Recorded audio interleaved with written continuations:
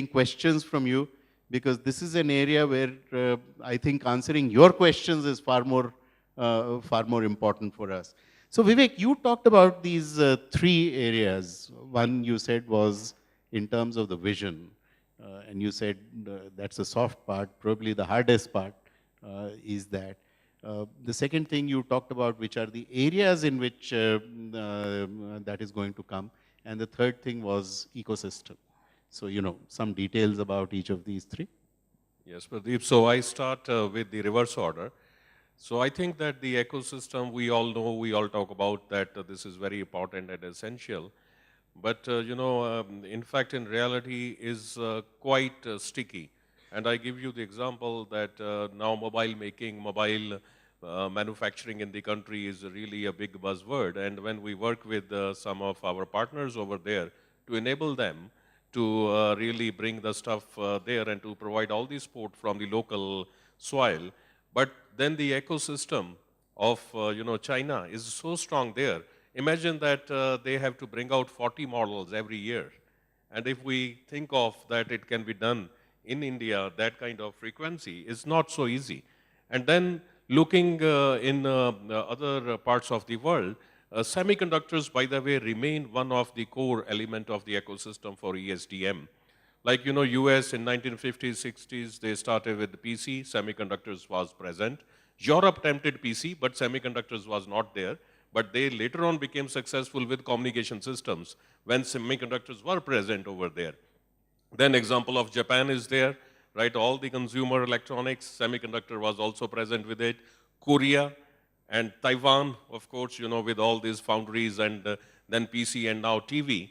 And the latest kid on the block, we all know, is on smartphones, on tablets or phones, is China. Once again, the semiconductors is present over there. And that's where I believe that this ecosystem is extremely important to be present, is not something new for us. I believe that in industries like automotive, even like, auto parts. I come from place Ludhiana, we know that. Hosiery, if you have to set up a hosiery, you go there and you set up there because from thread to button, everything is present over there. So it's very hard also to beat the ecosystems. So if we are dreaming of ESDM in India in a very big way, I believe that this ecosystem and is now electronic clusters and all those things are on the anvil. But my second postulation would be that we need one main, let's say, mainstream application segment. Like the examples I gave, there was always some mainstream application segment. Then there could be others. Now, what can be for India? Can it be power? We are a power, quote unquote, starving country, and from generation to distribution to consumption.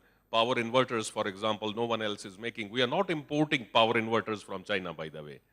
We are not importing energy meters from China. So these are all we are developing here. So can this power with the now LED, with other BLDC motor control, which is really bringing the efficiency, can be our mainstream thriving application? I'm just putting, the points here. Could be telecom, now with the Digital India as another one, big, let's say, drive coming from Mr. Modi. So this could be another really, you remember that C-dot dates, that when C-dot was really pushing all the digital exchanges, it was a huge ecosystem which got developed around it. And, or it could be defense and aerospace, could be medical or healthcare. But I think that there is one interesting angle is this IoT. Many times it is also a bit fashionable, but I was reading a recent report coming from IC Insights on IoT. It's quite impressive. It is saying that from almost $45 billion of IoT space today, it is going to cross $100 billion worldwide by 2018. And so such tremendous growth is there. And another thing I noted, that wearable is just 4 or 5% of this IoT. Majority is lying in connected cities, in industrial internet, which we can imagine there is a supply chain going all around the world and putting devices which can communicate and make decisions on by themselves. Connected cars. So IoT is a much larger space and is not as specific as a mobile phone or a tablet that it is difficult to break in. It is pretty open. and imagination.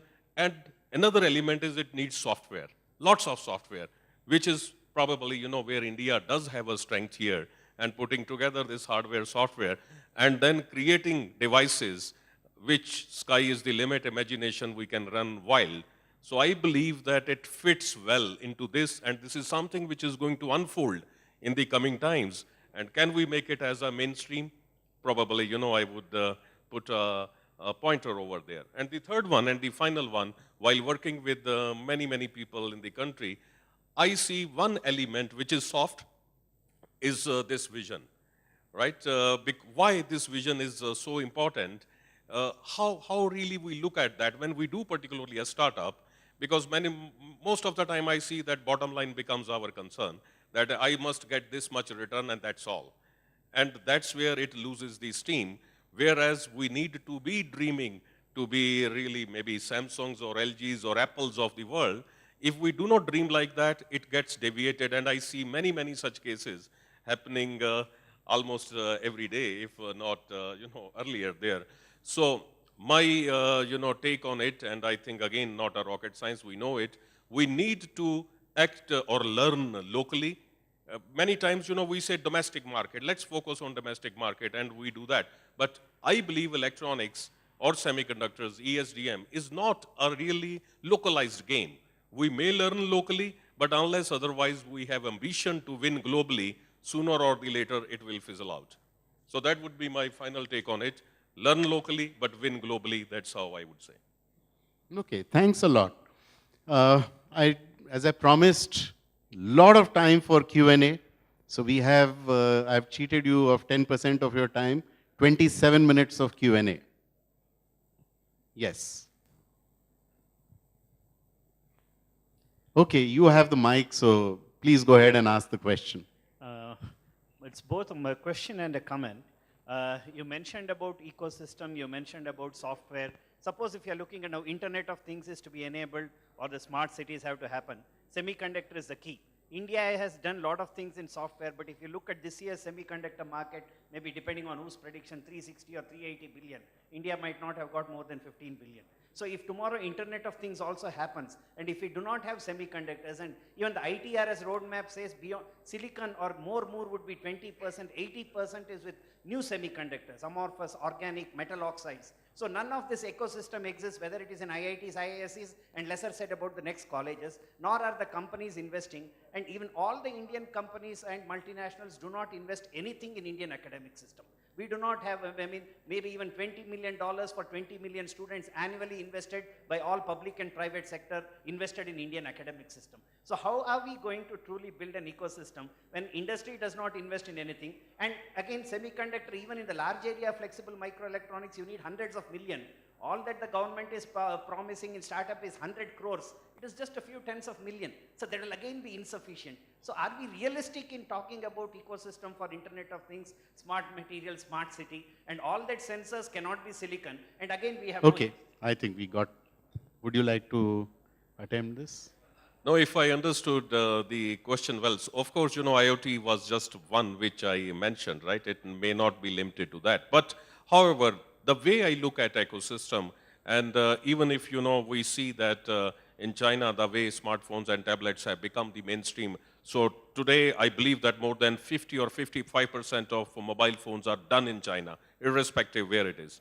So the point in my opinion, is that if we say that this is our mainstream application, sometimes it happens automatically, right? One big factory was put somewhere, suddenly you see that the other ecosystem comes. It may not be intentional, but it happens. But many times it is intentional also. Now the point is that if we wish to focus on something, we start with the standards. We can make some standards which are very specific. Then we enable multiple stakeholders of the ecosystem for the same thing. It need not to be one that one has to be putting so much money over there. For example, there could be university, there could be industry, there could be other elements, right, which come together and then they really contribute to the whole ecosystem. Right? Yeah.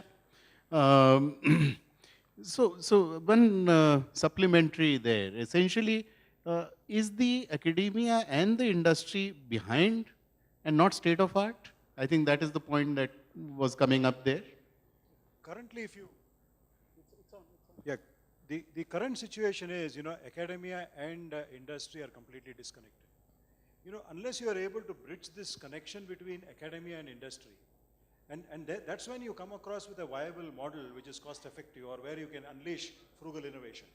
Now the mindset among the young people, today most of the young people are driven out. If you look at a whole lot of the electronics engineers, they're getting into BPOs and the IT enabled companies. That's not what we need to do.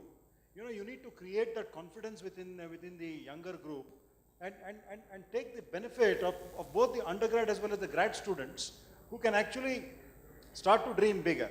And that's when industry will have to significantly partner. There has to be a significant support system which will have to come in from the state, because we do not have a very large VC presence down here which will actually go across and support and help ideas to germinate at the younger levels. I mean, whenever we see there's breakthrough creativity, it invariably happens at the young mind, because the young mind can completely go wild. And can we capture this young mind into the thinking process, not to get into a multinational or another large organization across there and get lost. And if the academia, industry can join together, that's when you can unleash this whole process among the young people. Now start looking across. If there's a Make in India theory, and if there is frugal innovation that you need to work across, if you need to look at frugal engineering, because you are able to... So what you're saying is everything need not be on the cutting edge, but more important is that academia and industry should be talking together. We'll need to parts. May I give one comment here, Pradeep? Yeah. So first, I think that the ecosystem, fragmentation of ecosystem is really an issue, right? So we need to remove the fragmentation. Academia and industry is clearly identified. But just as a very humble, I would say, attempt we try to do as ST Microelectronics, one is bringing students to our facility, right? This is a given, I believe. We attempted to bring the faculty also, make them resident with us for a few months, so that they can start and feel the industry, right? Because many times when you speak with the faculty, they see that industry is probably, somewhere doing 14 nanometers and we are still teaching 130 nanometers or 5 microns, right? So that we need to break. And that's where I think that industry also take the lead to bring them. One thing I would underline, that being in the environment makes all the learning. Many times our electronics partners, they feel shy to come and visit us and vice versa. So this must be removed, only then it will grow. If you look at the software industry example, and this is the city which depicts that, where the industry and the academia cutting edge stuff started happening in software. So there's no reason why we cannot replicate the same thing. Yes, sir. Yes. Hello, I'm Apekshit Mulay from Mulay's Consultancy Services. I will make some comment and then I ask you a question. First thing, I will let you all know that India has to be very proud of one thing. If you don't know, the first ever semiconductor device in this world was manufactured by an Indian. It was Jagdish Chandra Bose who invented the cat whiskers. That was the first semiconductor device anywhere. So we have to be very proud of it that we were the pioneers in semiconductors.